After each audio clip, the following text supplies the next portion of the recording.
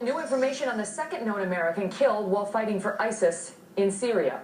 We're now learning that the Somali American from Minnesota previously worked for Delta Airlines with a role that gave him security clearance at the Minneapolis-St. Paul International Airport.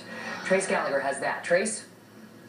And Megan, the Metropolitan Airports Commission, which gives security clearances to employees at Minneapolis-St. Paul Airport, tells us that Abdurrahman Mohammed worked at the airport off and on for 10 years, first putting fuel in the airliners and later cleaning them. That means he had unfettered access to the tarmac, the planes, and other secure areas.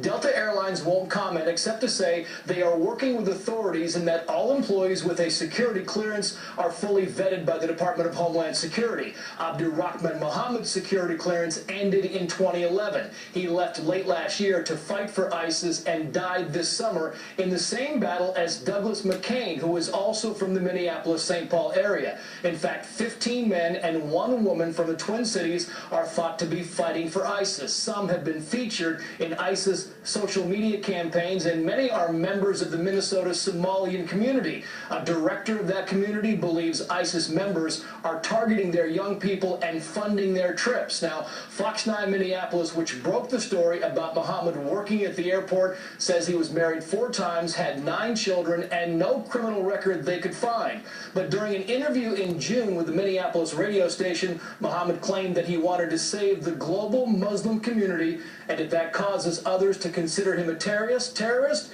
he is, quote, happy with it.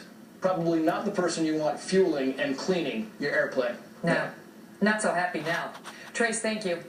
Well, we learned a month ago that the Department of Justice had some 40 investigators assigned to the police shooting of an 18-year-old in Ferguson, Missouri. The question tonight, how many investigators have been assigned to track would-be terrorists in places like Minneapolis?